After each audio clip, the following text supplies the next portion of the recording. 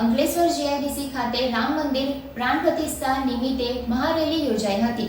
વિવિધ મહિલા સંગઠન દ્વારા મહારેલીનું આયોજન કરવામાં આવ્યું હતું।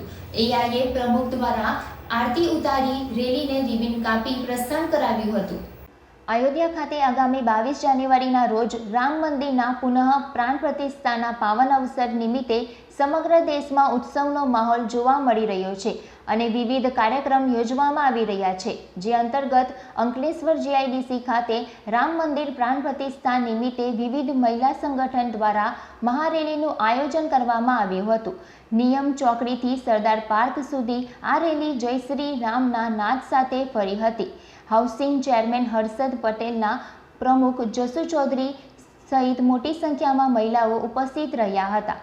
ભગવા રંગ સાથે નીકળેલી મહારેલી વડે લોકો 22મીના રોજ દીપોત્સવ મનાવવા તેમજ ઘરે ઘરે દીપ પ્રજ્વલિત કરી ભગવાન રામના 500 વર્ષ બાદ નિજ મંદિરમાં પ્રાણ પ્રતિષ્ઠા મહોત્સવને દિવાળી ઉત્સવ તરીકે ઉજવવા અપીલ કરવામાં આવી હતી।